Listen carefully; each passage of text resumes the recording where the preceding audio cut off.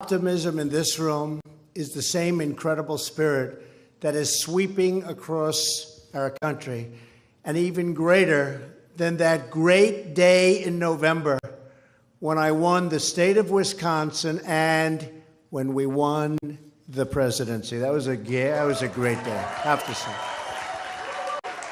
That was a great day, and thank you, Wisconsin. No administration has accomplished more in the first 90 days. That includes on military, on the border, on trade, on regulation, on law enforcement. We love our law enforcement, and on government reform. Today, we're building on that optimism, and I'm proud to announce that we are about to take bold new steps to follow through on my pledge to buy American and hire American.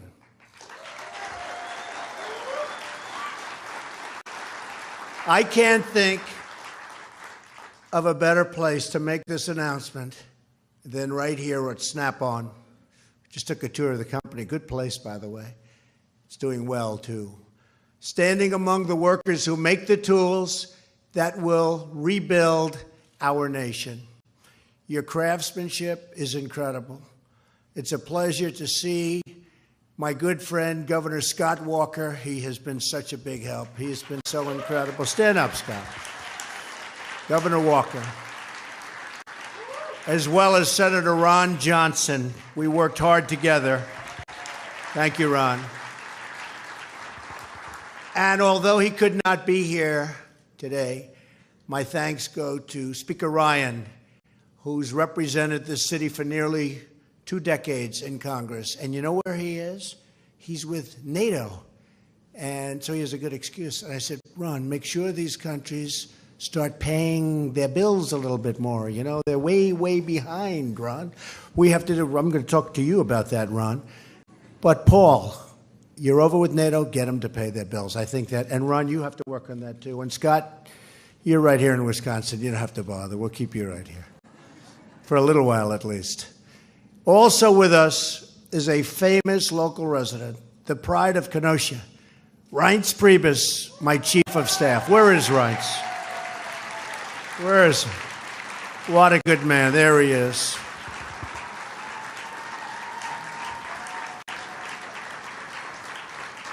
In fact, we flew over his house on the way up, and he got all excited. He's taking pictures of us. Rice went to school right here, just about a mile away, where he took his wife Sally to the prom. And that was a match made in heaven. Very nice. I also want to thank Treasury Secretary Steve Mnuchin for being with us today. Secretary Mnuchin is working to put together a tax reform plan to make our industry more competitive, and also to provide a level playing field for our workers. We don't have a level playing field, believe me. You're going to have one very soon. And our tax reform and tax plan is coming along very well. It's going to be out very soon. We're working on health care, and we're going to get that done too. Our Education Secretary, Betsy DeVos, is also here. Where's Betsy? She's around here someplace. Stand up. Thank you, Betsy. Secretary DeVos is working to ensure that our workers are trained for the skilled technical jobs that will, in the future, power our country. I'm excited to be joined today by students from Gateway Technical College. And remember the college president, Brian Albrecht. Thank you. Great job. Thank you very much. Thank you. Thank you, Brian. Your partnership with Snap-on is a great example of why vocational education is the way of the future. When I was growing up in Queens, we had vocational schools. They were great. We don't have schools like that so much anymore, but we're bringing them back, vocational schools. These are very talented people that love that type of work, and it's great work. It really is great work. So vocational schools are going to be a big factor in the Trump administration. Together, we're going to do everything in our power to make sure that more products are stamped with those wonderful words, Made in the USA.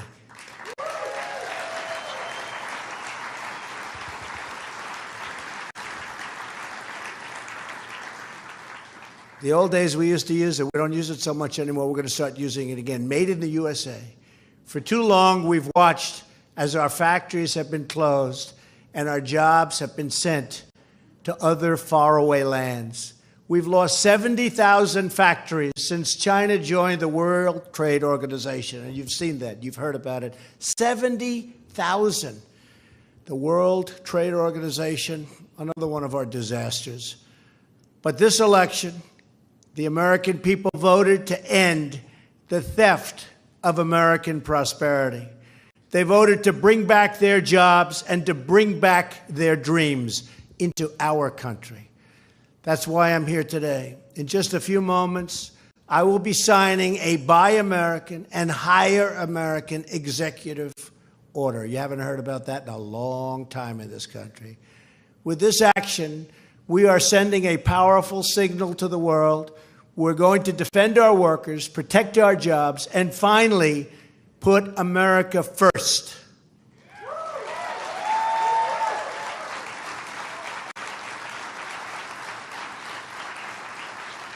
I see all the Make America Great Again hats, so that's a good crowd. Those are good hats. Through the years, Snap-on tools have been at the center of our industrial life. Your tools have fixed the cars our families depend on. They've sailed with the fleets that patrol the oceans. They've fixed the planes that cross our skies. And Snap-on tools have reached the heights of space, used by astronauts in orbit to carry out their very, very important work. And I don't know if you noticed, recently I signed a very big order.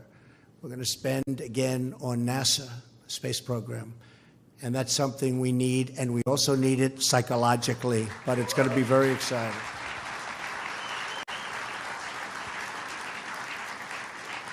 For decades, this company has served the needs of American workers. It's time we had a federal government that does the same.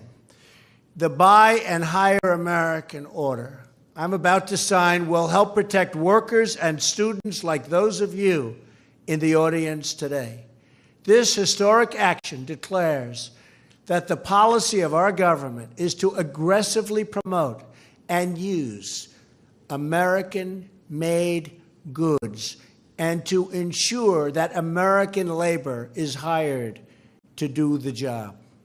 It's America first. You better believe it. It's time. It's time, right? It's time. First, we will fully monitor, uphold, and enforce our Buy American laws, which we haven't done. Buy American laws require that when the federal government buys, builds, or funds a project, domestic goods and products should be used. But over the years, these Buy American standards have been gutted by excessive waivers and reckless exemptions. The result has been countless jobs and countless contracts that have been lost to cheap, subsidized, and low-quality foreign goods. With this order, I'm directing every single agency in our government to strictly uphold our Buy American laws, to minimize the use of waivers, and to maximize Made in America content in all federal projects. It's time. And for the first time ever, we are going to crack down on foreign bidders that used dumped steel and other subsidized goods to take contracts from workers like you. They take them away, and they've been doing it for a long time. Not going to happen anymore.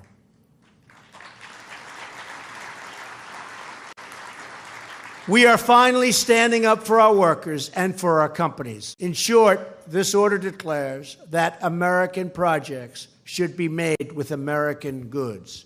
No longer are we going to allow foreign countries to cheat our producers and our workers out of federal contracts. Everyone in my administration will be expected to enforce every last Buy American provision on behalf of the American worker. And we are going to investigate every single trade deal that undermines these provisions. Secondly, we are going to enforce the higher American rules that are designed to protect jobs and wages of workers in the United States. We believe jobs must be offered to American workers first. Does that make sense?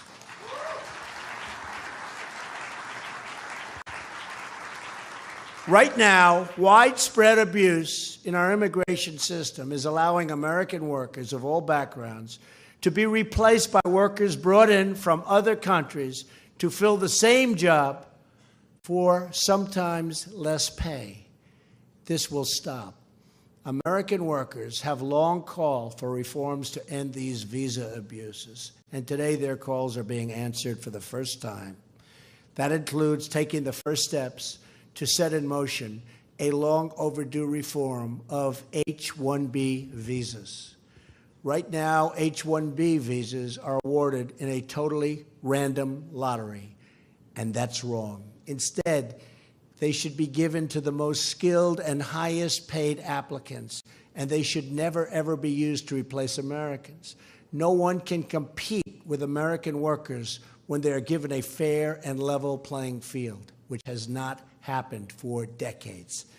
We're using every tool at our disposal to restore the American dream.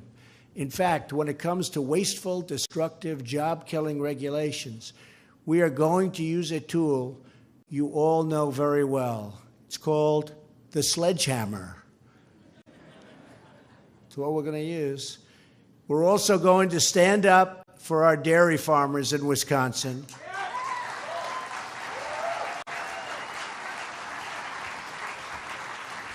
And I've been reading about it, and I've been talking about it for a long time, and that demands really immediately fair trade with all of our trading partners, and that includes Canada.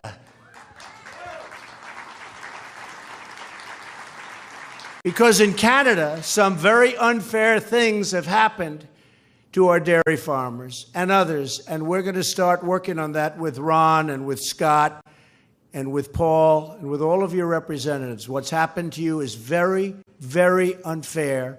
It's another typical one-sided deal against the United States, and it's not going to be happening for long. So, Scott, you and Ron and myself and Paul and everybody else, we're going to get together, and we're going to call Canada, and we're going to say, what happened? And they might give us an answer, but we're going to get the solution, not just the answer, okay? Because we know what the solution is, all right?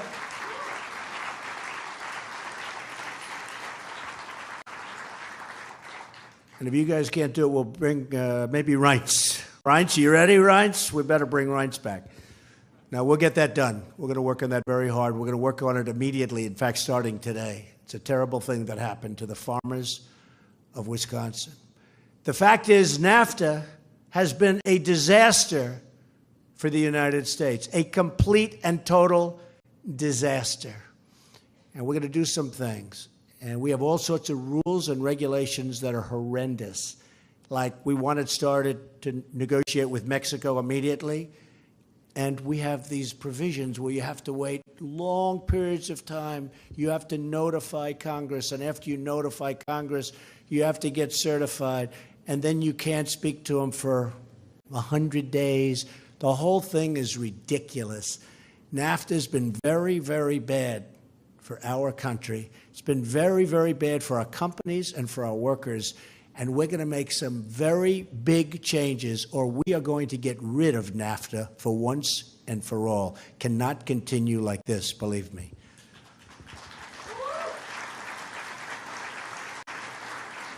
Big things will be happening on trade with other countries over the coming months, and I mean very big.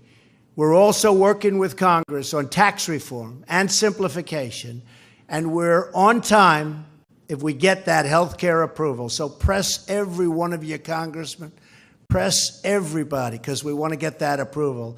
And it just makes the tax reform easier, and it makes it better, and it's going to make it steeper. It's going to be bigger. And that's what we want to do. So we're in very good shape on tax reform.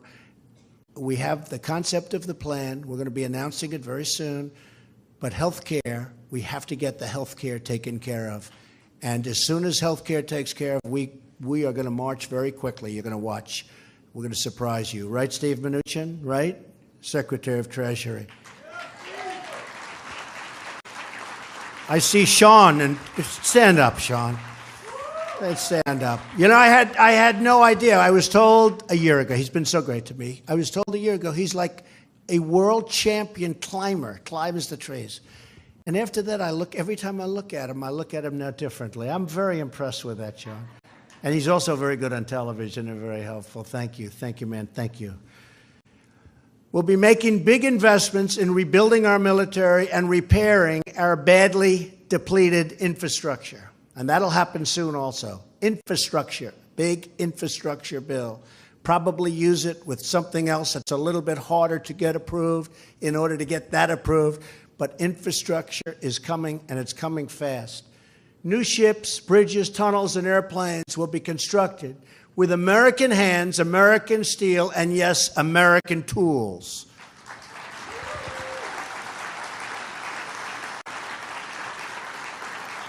As we work to restore the American dream at home, we're also working to restore America's standing abroad.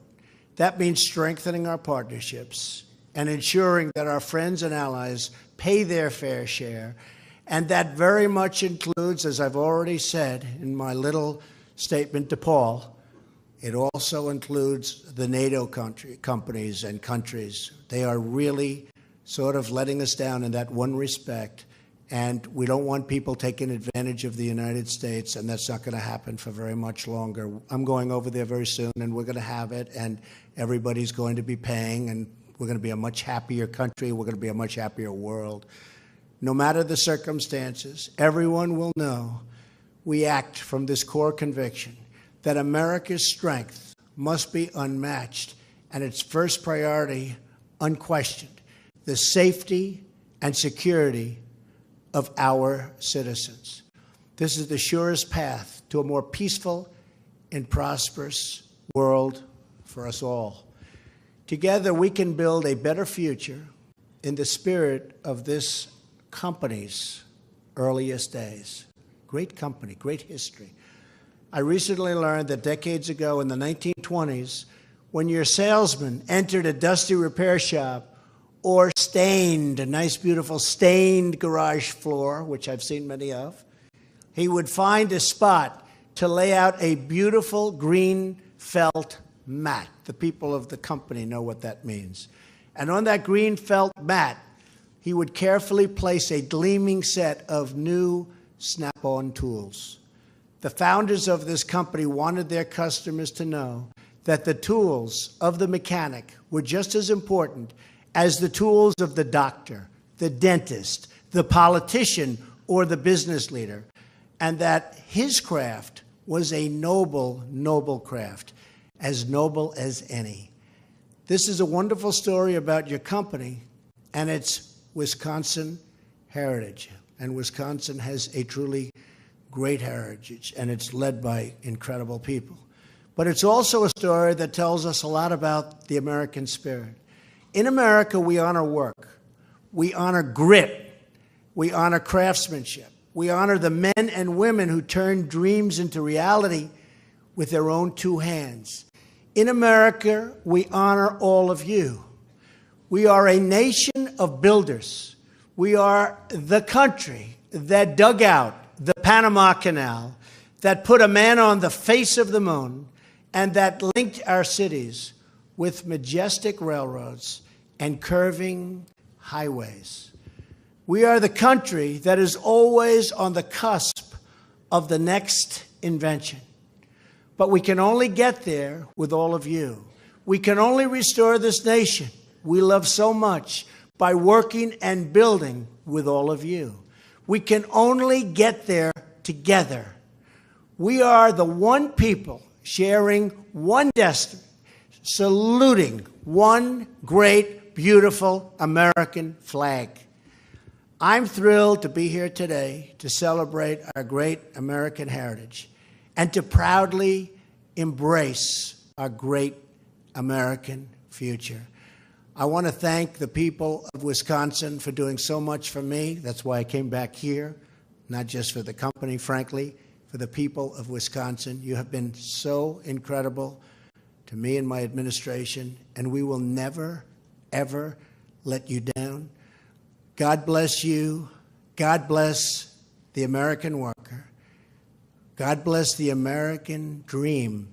And God bless the United States of America. Thank you all very much. Tremendous honor. Thank you. Thank you very much.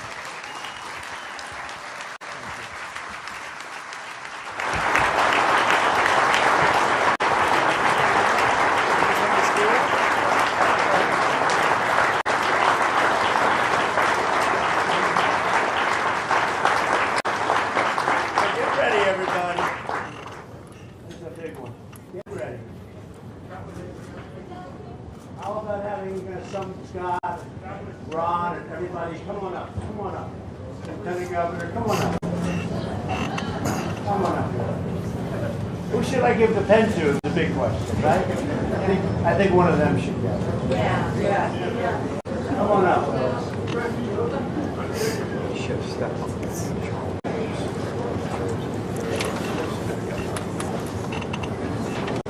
Great representatives.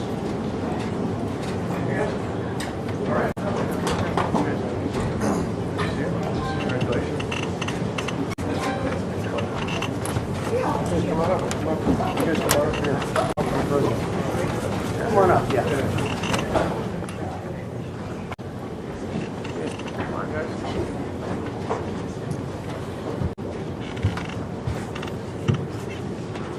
Okay.